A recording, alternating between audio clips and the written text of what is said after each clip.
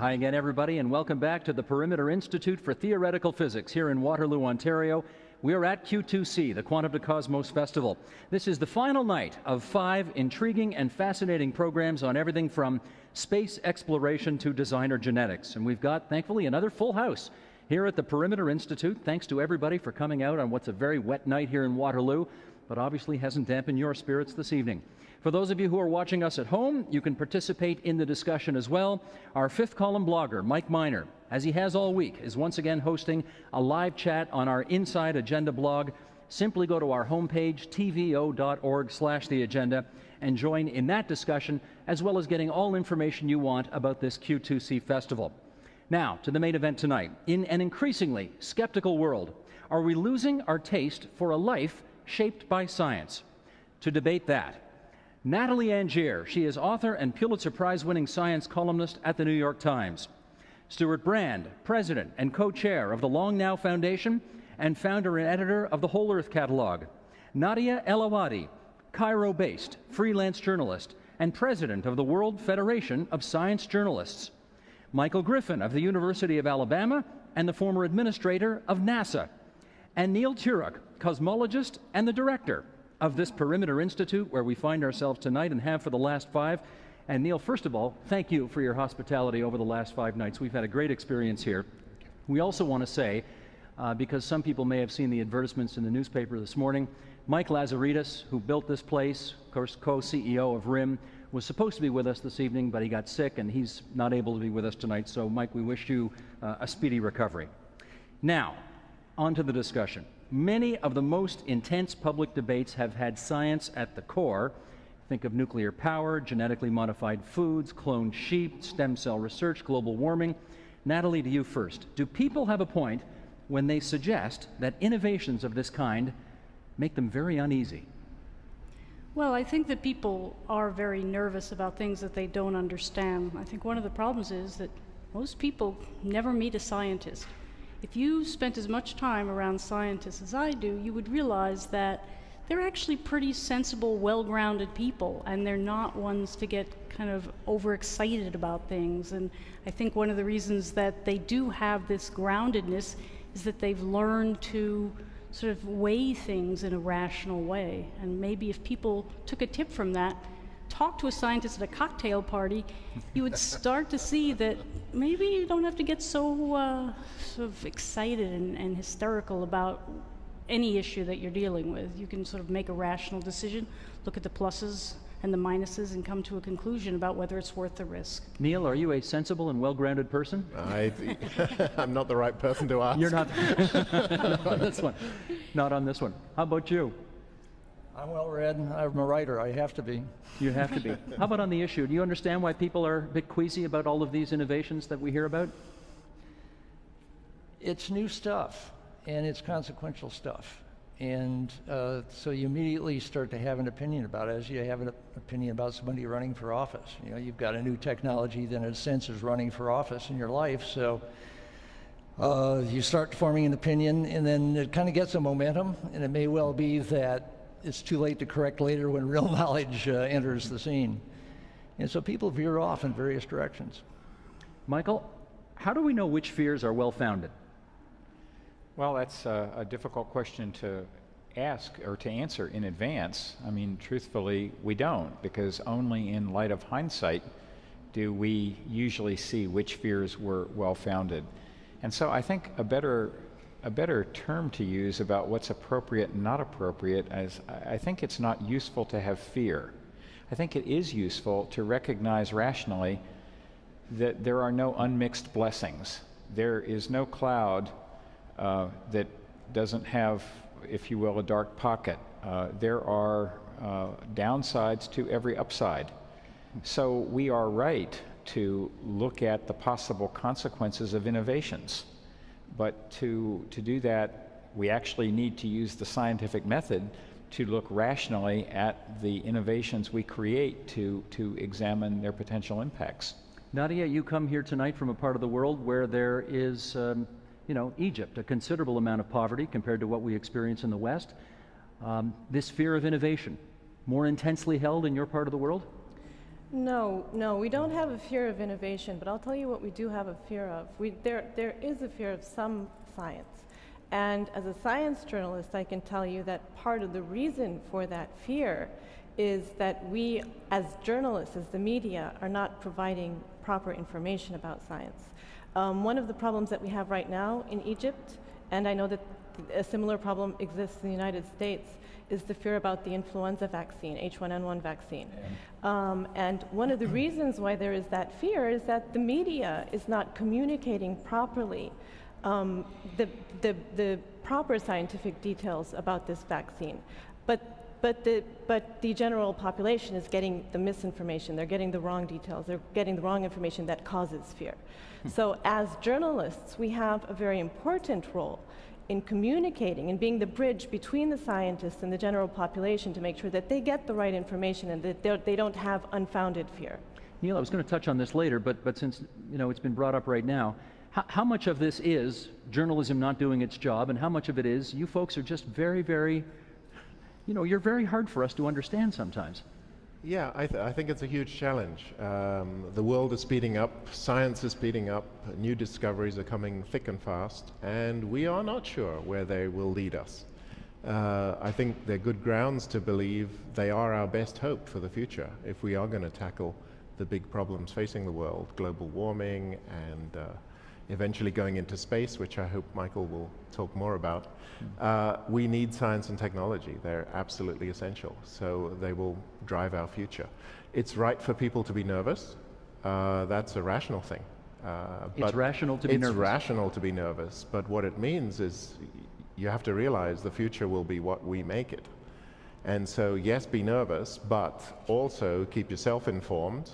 Make sure your kids are well educated in science, because they will have to control this, science and technology for the future. Michael.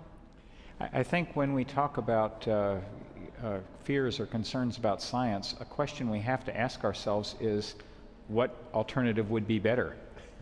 It's hard to imagine the problem for which the solution is, I think I should remain more ignorant.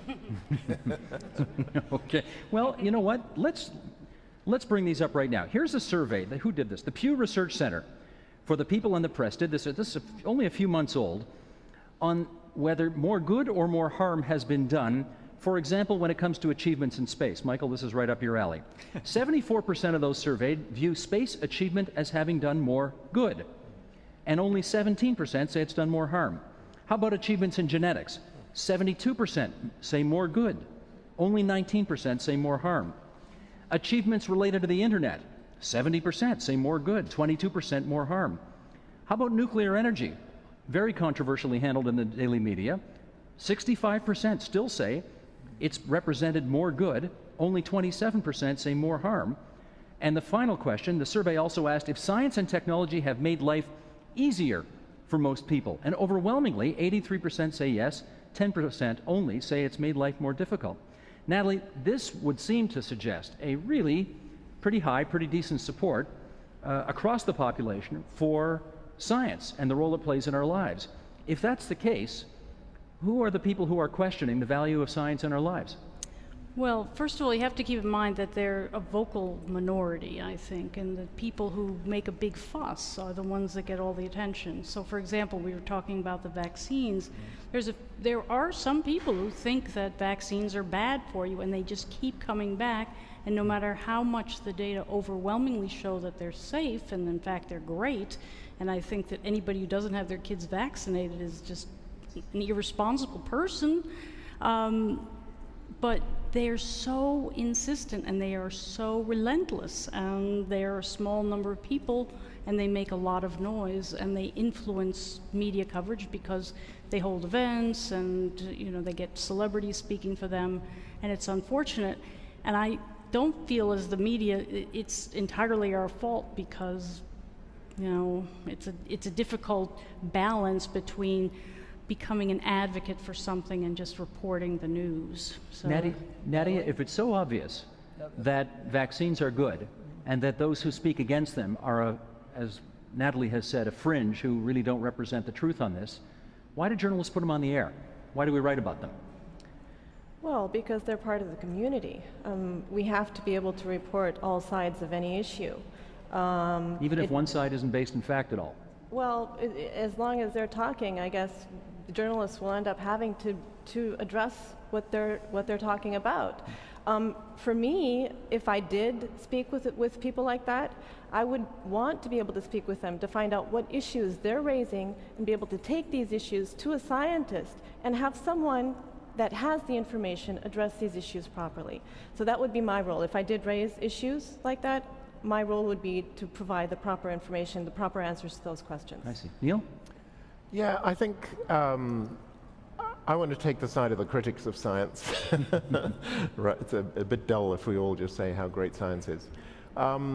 Which is the following. I think many people feel that our nature as human beings is somehow not, is somehow being squashed by science. When you see kids on the internet, all the time, being drowned with all kinds of information and then requirements to learn all sorts of IT skills and do all their homeworks on computers and so on, it feels like this is somewhat against our nature as human beings. And so I feel it's very important for science to be seen as a human enterprise. For me, the ultimate was the Apollo moon mission.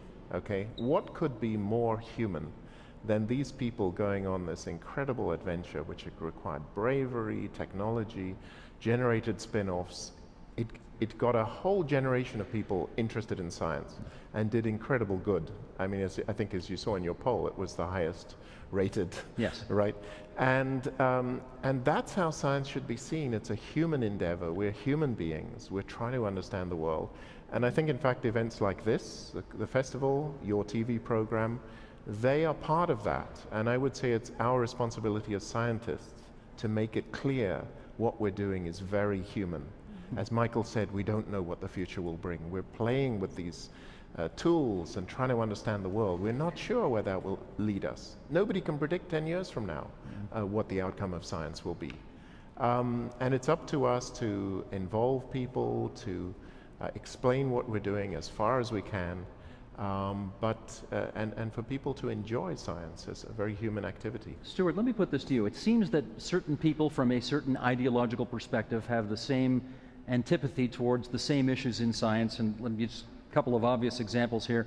Stem cell research seems to make some conservatives more fearful than liberals. Conversely, genetically modified foods and nuclear power seem to make liberals more fearful than conservatives. Why is that? I think a lot of it is where it comes from. When the fluoridation of water first came along a few decades back, the right wing got all worked up and they had all these pseudoscientific reasons about why it was going to be bad for you. And then when genetically engineered food crops came along, my fellow environmentalists and people on the left got all worked up and came up with these pseudoscientific reasons about why it was going to be bad for you. Well, look at where they came from. The fluoridation came from government, so of course conservatives are going to be very suspicious of government pushing something down their throat. And to a large extent, genetic engineering came from corporations, so of course the left, and to some extent left-influenced environmentalists will say, well, it must be bad if it's coming from Monsanto.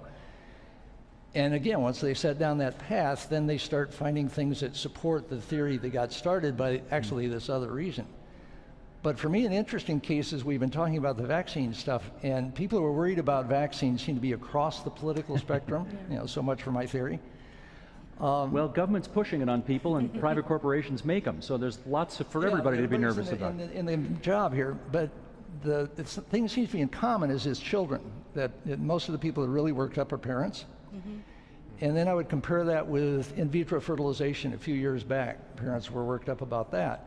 But then parents became the most rewarded because infertile couples became fertile couples. Everybody here probably knows families who have fabulous children who come through the IVF process. And those fears basically were gone within about 10 years, just gone. Yeah. Vaccine apparently hasn't had that same kind of positive reward. And we need to figure out some way that people do feel rewarded for getting vaccinated. Rather than just not getting sick, that something good happens. And then this might turn around. Michael, follow-up? A follow-up, I think Stuart makes a good point about vaccines, but I think a point to add is that our memory is not as long as it should be. My grandfather was one of 13 children, of whom 9 lived to see adulthood, and that was not untypical in the late 19th century. No one, almost no one alive today remembers a time when 20, 30, 40% of the children would die in childhood because now we have vaccines. Yes, vaccines occasionally result in an untimely death of an individual here or there, but 100 years ago, we saw the untimely deaths of 20, 30% of the children who were born. I think we've made a good trade. That may be one reason why people had so many children 100 years ago, is they knew half of them might not make it to adulthood. That's a fact. Yeah. Let's bring up some more public opinion. Now, this one came out just yesterday, once again from the Pew Research Center. U.S. public opinion on global warming. Is there solid evidence, they asked, the Earth is warming? In August of 2006, 77% of respondents said, yes, there is solid evidence. How about this month? Only 57% said yes. Natalie, what do you infer from that? Well, I think that probably corresponded with when Al Gore's movie was very popular, and so a lot of people saw it and they became influenced by that. And we haven't had that much of a good publicity run. I know that the White House has been trying to drum up support for this, but of course we now have healthcare reform and the economy to worry about, and apparently people are just putting that on the back burner. But I do think that Al Gore was a really good salesman for it. So that's what I would attribute it to. Neil, do those numbers depress you? A little bit, but I think the problem really is that the way in which governments are addressing global warming is very much at a policy level, negotiations between states and so on, and the public doesn't feel very involved in that. Right? This is all at a very high level and it doesn't involve you. What I'd love to see much more of is education around these issues among the schools, and having kids looking at these questions, playing with the answers. You know, there should be a much greater level of familiarity with all the arguments among society than there is. This is right in your wheelhouse. What do you think of those numbers? They're a little worrying. I think one of the issues is, you know, as with Al Gore's movie, or with, you know, if we have a hurricane that people think bears something in relation to climate, or a lot of people die one summer in Europe because it's suddenly very hot, people think, okay, that's it, that's climate, and they're worried. The weird thing about climate is anything short of 10 years isn't really a signal yet. It's just, you know, stuff going on, it's weather. But once you get something, a drought that goes on more than 10 years, that's starting to be climate. And indeed, we see things like Darfur that are, you know, basically war set in motion by carrying capacity coming down because of climate-driven drought. I think it'll take a number of those things adding up before people get a sense of the whole planet is on the move in this large, slow, very difficult to stop way. And then you'll see the narrative of climate change dominate everything. Perhaps too much. Everybody will interpret everything in terms of climate change. That's not right either. Nadia, is this an issue that preoccupies people in the Arab world?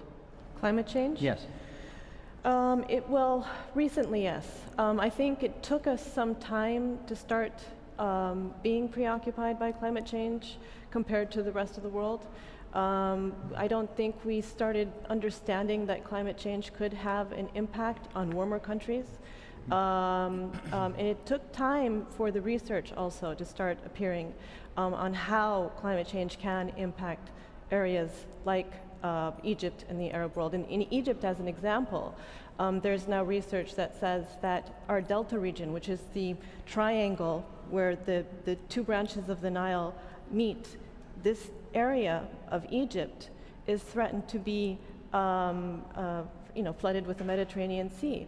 So this research is starting to come out, and now because this research is starting to come out and people are starting to discuss these things, people are starting to have an understanding that this is something that we need to really look into. And let me follow up with this. You were in the audience last night when we did our program about robotics, and I wonder whether questions about the future of new technologies resonate again, with people in the Arab Middle East?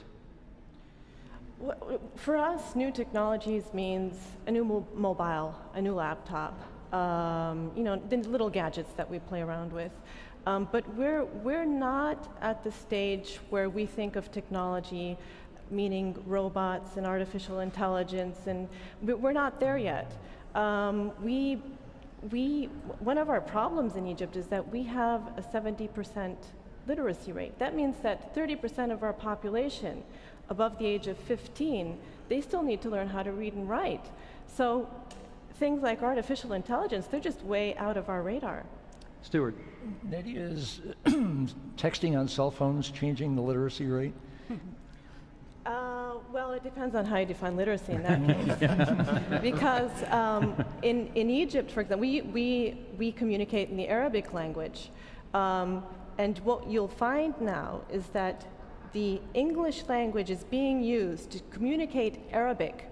And we use numbers and English letters to communicate the Arabic language, and it's completely changing how we communicate. But we do use a lot of text messaging. Okay, Yes, Neil, let me try this with you. 50 years ago, the novelist and scientist C.P. Snow delivered a rather famous lecture bemoaning the lack of communication between those who are in the sciences and those who are in the humanities. Yeah. Is the divide between, I guess, what we in Canada would call the two solitudes, as great today as it was back then? In general, yes.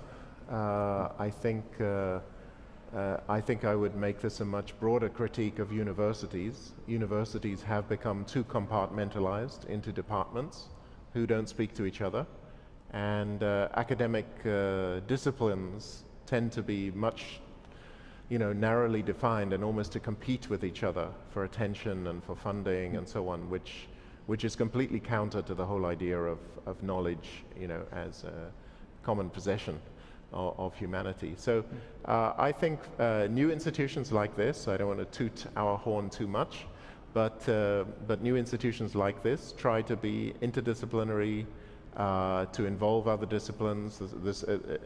This whole week has been an event involving people from many different fields. Let me go to Michael on this, because you obviously make your living on a university campus right now, University of Alabama in Huntsville. I do.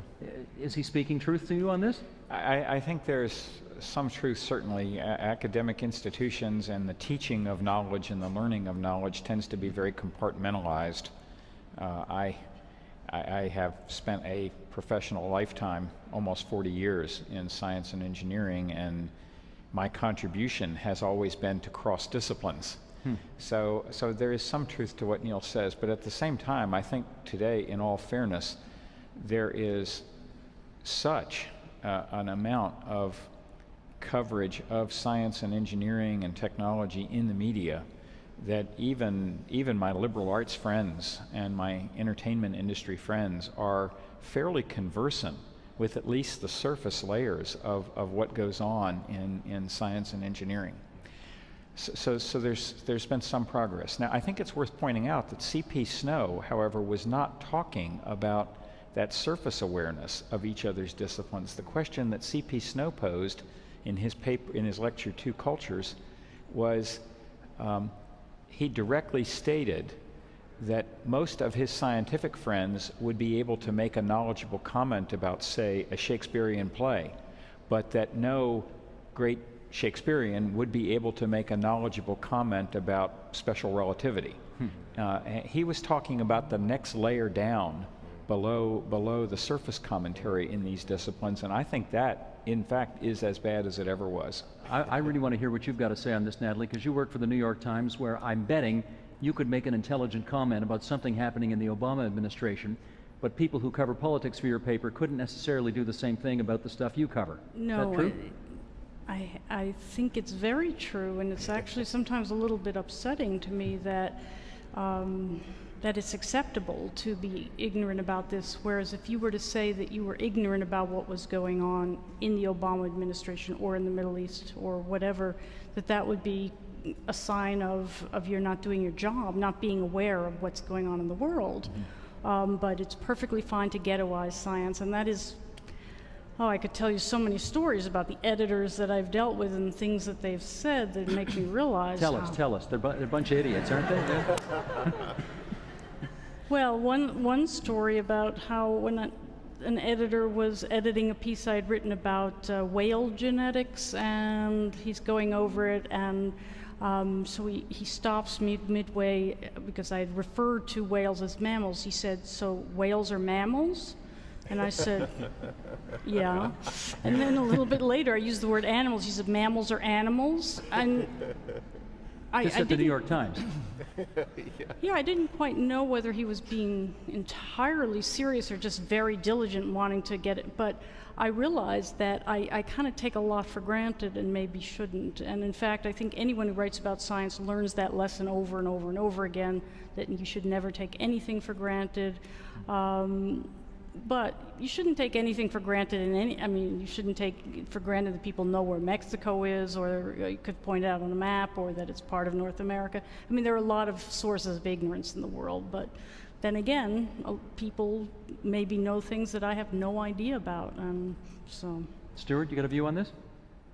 I think one thing that's changed since Snow's time is there's a lot more writers are coming from scientists themselves. And so you have an Edward O. Wilson winning not one but 2 Pulitzer Prizes for his writings, and half the physicists we know seem to be writing books, and good books, well-written books. Now, it may well be that the New York Times' book review won't review their books because they're reviewing some novelist's 3rd bad novel, but nevertheless it gets out there. And I think the point that Michael is making is that scientists tend to embrace the humanities much more than the humanities are embracing the sciences. And I guess, you just have to get to the point where it's all scientists embracing humanities, and then you're okay. We're about, sorry, Michael, go ahead. One more word on this. Quick comment. I think where we are today is that there is still a problem because, at least in America, if you don't know who won the Super Bowl, you're regarded as an object of laughter. If you don't know anything about the Hubble Space Telescope of dark energy, that's okay. Yeah. Natalie, who won the Super Bowl last year? I'm just hoping that the Yankees make it into the series. Football, Natalie, football. Yeah. Ha ha ha. No, I have no idea. None. Nor do I. Nor do you. I have no idea. But you both know about the Hubble telescope, but you don't know who won the Super Bowl. I have no idea. You know what? I bet none of you knows who won the Super Bowl knows? last year. Who won the Super Bowl last year? It's me. Okay, ask the audience. But see, Who won the Super Bowl last year? Shout it out. Steelers. Somebody knows. All right. Good. Good. Neil, you wanted to say. Yes, I think an example of the culture of the arts versus the sciences, a very good example. In fact, C.P. So was writing about the UK, and this is true, that in the UK most top civil servants and most politicians come from arts backgrounds, not sciences. And even within the business community, you find the number of people in the UK with a science background who are actually managing the big deals is rather small. It's mostly people from arts backgrounds. And I would in fact say that the financial crisis, when you look at the causes of it, a lot of it was bad science, because people were doing modeling based on faulty assumptions. And so it works for a while, but they simply didn't allow in their models the phenomenon of catastrophic runaway and failure, and that's exactly what happened. So I think that's been a great lesson to, it should be a great lesson to science and to finance, that we need science, we need, and it's not enough just for people to have a generic arts education and to put on a suit and tie and become captains of industry. That's not acceptable. Well, when you meet someone at a high level in China or India, they come from an engineering or a science background. Absolutely. Yeah. It's a stunning difference. Absolutely. Yeah. And I think everything I'm hearing is that actually conducting negotiations with such people is a lot easier because there's this common understanding of science. And I would mention I'm from Africa. In Africa, it's actually very noticeable that some of the leading figures, the leading ministers across Africa, are coming through from science backgrounds. And these are known to be people who are more objective, less prone to arbitrary decisions, and so on. So I think science will play a more and more important role. I will confess I'm not an expert on the Hubble telescope, but I do know who won the Super Bowl last year. Anyway, we're about 2/3 of the way through the program, and let me do a little business with the folks at home. We're going to take a minute to remind everybody that we are broadcasting live tonight from the Perimeter Institute for Theoretical Physics in Waterloo, Ontario, all part of TVO's ongoing coverage of the Q2C Quantum to Cosmos Festival.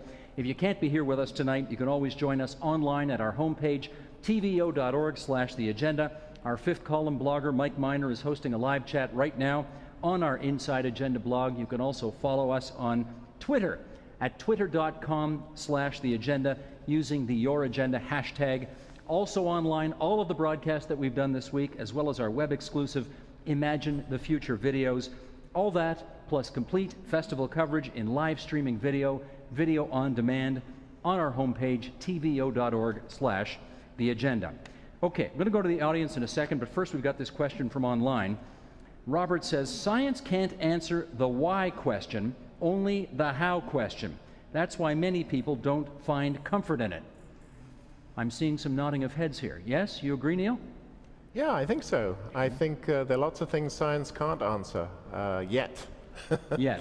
Maybe one day we will. But for example, I think there's nothing that compares with the smell of fresh grass or soil or walking through a tropical rainforest. I mean, that's a very human experience which science so far cannot replicate nor understand. And I think science needs to be modest. I believe science has just scratched the surface of this incredibly powerful thing called knowledge about the world, and this will grow over time. Okay, question back here, please. Yes, sir. My question is, 60 to 70 years from now, will we be able to look back and say to our children that the belief in science brought us forward, or that it's taking us away in it? Michael, what do you say to that?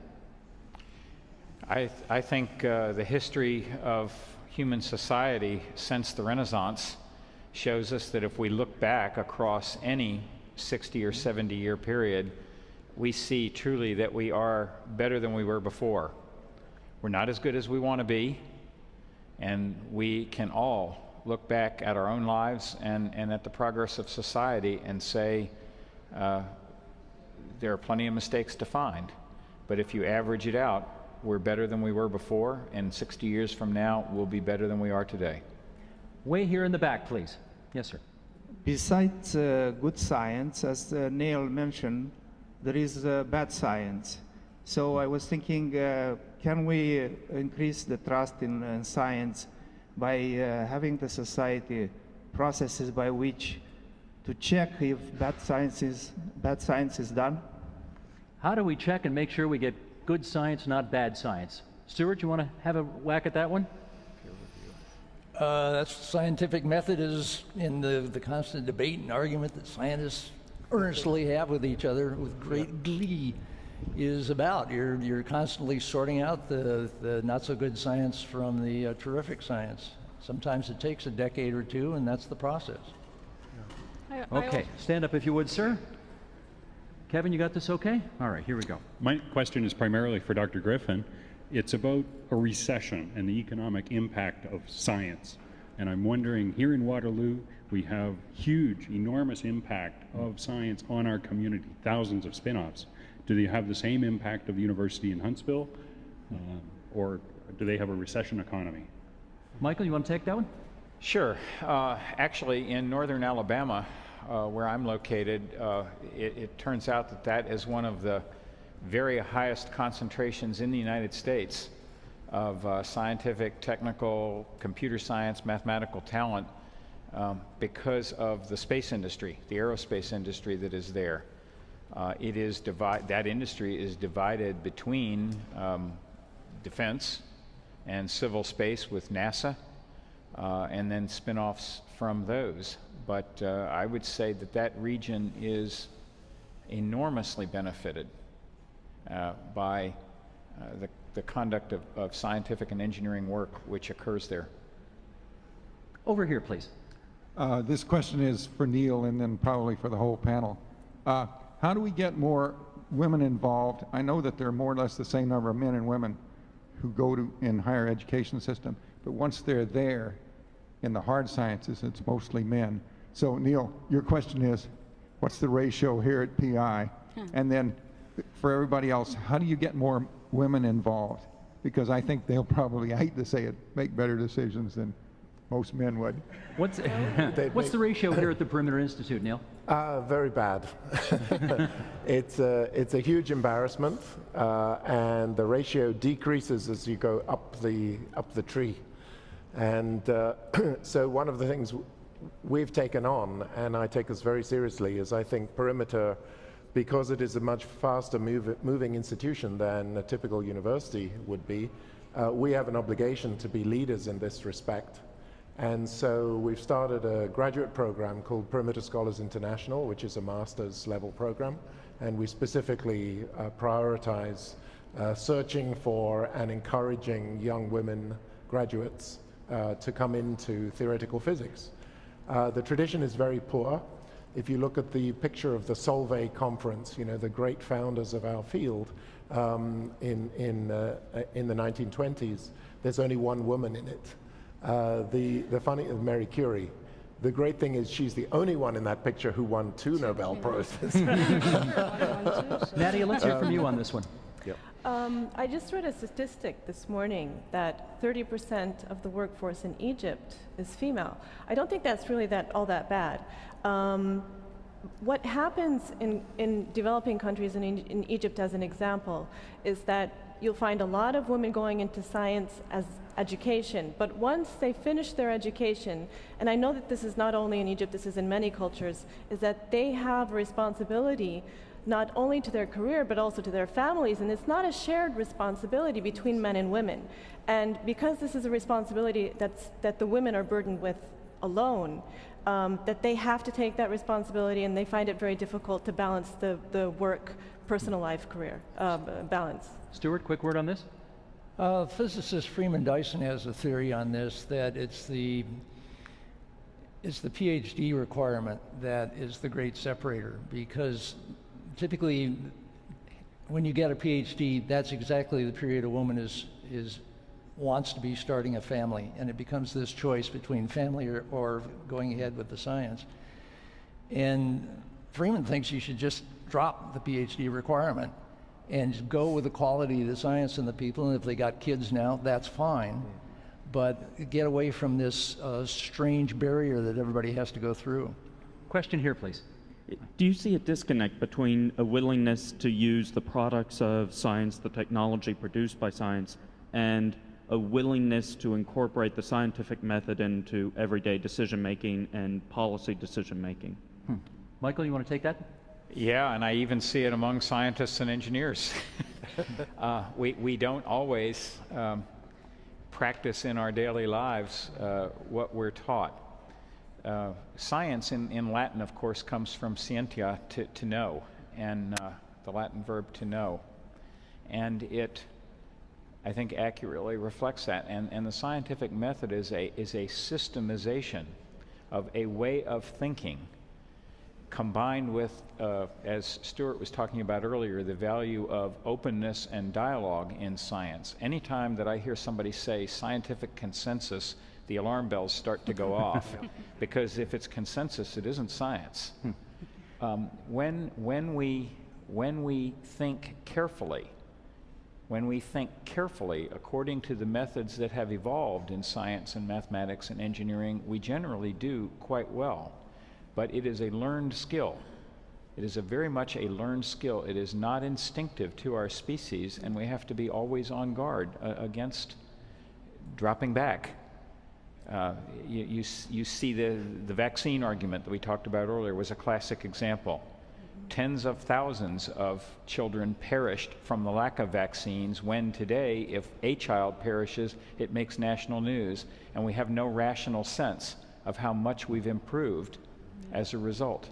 We're going to do another poll again in a second, but just before that, Dave from our live chat on our web page has this question. Natalie, I'll put this to you. If science is important, why is it that scientists are making $41,000 a year with a PhD? Well, I think it's because they're not working directly with money. I think that the way to make a lot of money is to work with money, and so if you're not working directly with it, it's hard to make a big salary. It's a problem. I mean, people go through all these years of training, and then they come out and they can earn 40, maybe 60,000, and so you say, well, why should I devote so much time to it? I think we have to deal with the salary issue too. Nadia, what do they make in the Middle East? Scientists. Oh, that's right. It's awful. My husband is top of his class. He's a medical doctor. And when he graduated and started working as a resident in Cairo University, medical staff, he was getting 200 Egyptian pounds a month. That is about $50 a month. $50. $50 a month. And that's top of his class. That's one of the best, products of the medical field when he graduated. It's really, really bad. Okay, let's put these numbers up here. On the eve of Darwin's 200th birthday, which was this past February, Gallup did this survey. 39% of Americans believe in the theory of evolution. 25% say they did not. And 36% said they had no opinion on this at all. Now, you're all laughing, but here comes the question. How do you explain the discrepancy, Neil, to you first, with those numbers we showed earlier, where people seem to have a pretty good view of science and a good belief in it, thought it had been a positive net benefit in our lives in so many ways, with this relatively significant disbelief in how we're here? It's extremely significant, and I think it's a sign of a failing education system. I think the teachers are, through want of training or lack of being insufficiently valued in society, they are not conveying the story properly regarding evolution. I mean, the evidence for evolution is absolutely overwhelming, and anyone who looks rationally at the data will agree with that. Nadia, the effective religion on this question, I mean, presumably that's a factor too, is it not? Oh, well, let me tell you what's happening in the Arab world, in the Islamic world in general. It's the same thing that Neil's saying, is that we're not getting the information, and the information that we are getting is filtering through from the Christians in the United States, basically. And because in the Islamic world we feel that we have an affinity with the Christians, with the people of the book, as we call them, what the Christians say must be true. But we're not getting the science. It's not reaching us. We're not taught evolutionism in schools. Evolutionism is not taught to biology students in faculties of science. Why not? I have no idea. I think part of it is because we have this idea in our heads, this misconception in our heads, that evolutionism is anti-religion. And the reason that we have this is that we're misinformed. Stuart? What if it doesn't matter? Edward O. Wilson again wrote a sweet book called The Creation. It was basically written to Christians in America, and every chapter begins, Pastor, and he goes on about, we don't need to argue about Darwin. We both agree that God's creation, or what I think of as just the creation, needs to be protected. And he is invited to religious conferences to come and hold forth about environmental conservation. They don't need to talk about Darwin. So in some of these cases, look, if it's just going to make a lousy dinner party, stop talking about it. It's okay. We got five. I really don't think it's okay. So I see it, but I'm trying it out. I really don't think it's okay. I mean, I think taking kids out on a school trip where you find a fossil in the ground of a species which doesn't exist anymore on the planet, what could be more convincing? And that's not happening. And I see it's a failure of education. We've got less than 5 minutes to go here, and let's finish up on where science is taking us. We talked earlier at the beginning of the program about the nervousness that some people feel with things that they don't understand so much about. So even though science operates in a world of fact and rigorous methodology, it still, on behalf of the greater, not so scientifically aware population, requires a bit of a leap of faith for us to put ourselves in your hands and assume that you're doing right by us. A bit of a paradox here. Do you appreciate that makes us queasy, Neil? Definitely. I think you're right to be queasy. But I think our best bet, the way take this institute. We're supported by public funds. This is a public-private partnership, but we're well aware of the fact that the public are supporting us, and we view it as our responsibility not only to do great science and for the benefit of humanity, but to communicate it. Natalie, who oversees these people? Who oversees the scientists? Make sure they don't do crazy things. Oh, well, that's a good question, but I think people should get more involved in kind of amateur interest in science. I think that would make a big difference. You know, they recently had on the White House lawn, they had astronomy night, and they had all these telescopes set up, and Obama's daughters were there looking, and they declared it was like the most exciting night of their life. And so you can look up at Jupiter, Jupiter's moons, and that can be a life-changing experience. Get a good binocular, a good microscope, a binocular microscope, and just look at anything. Look at a mosquito under a microscope, and it will change your whole worldview. And then you'll feel part of the process, I think. The more you can have some direct experience, go out and find a fossil. You know, these are all experiences that I think bring you into the world of discovery. A couple of minutes to go. Let me get a couple of you on this issue. What is it about science, Nadia, that you are most grateful for? I think what makes me most grateful about science is the sense of discovery. I remember when I was a child, I'd visit my father in his lab. He's a chemist. And I'd take my fellow students to the lab with me. And he'd do these little very simple experiments. He'd make a volcano out of little different chemicals that he had, and it would explode. And it's just that sense of discovery, of finding something new, of learning something different. Michael, how about you? I guess I'm most personally grateful for my vision. I have extremely poor vision without the advantage of modern gas-permeable contact lenses that allow me to see and to fly my own plane. And if I were born in 1899 instead of 1949, my vision is so poor I might never have learned to read. I certainly wouldn't hold the kinds of jobs I've held. And I think if your viewers think about their own histories or people in their family, everyone can write that own personal story. So when I look back at the world in 50, 60 years, I always see that we're better than we were. I would ask your viewers one final question. The concerns about the unintended consequences of science are real and they are rational. But do you really think remaining ignorant is a better choice? Are you afraid of what you might get back if you ask that question? No. You're not? No. No, I'm not. Take the last 20 seconds. Tell me what you're grateful for, Neil, in terms of science. In terms of science, for me, science is a miracle. It's the fact that we have been somehow given the capacity to understand the world and predict its behavior. I think this is the most beautiful thing in our existence. Well put. That's our time for this evening, and I want to thank all of our guests for coming from very near and very far to be with us this evening. I'm grateful to this audience for coming out on a rainy night here in Waterloo to be with us as well.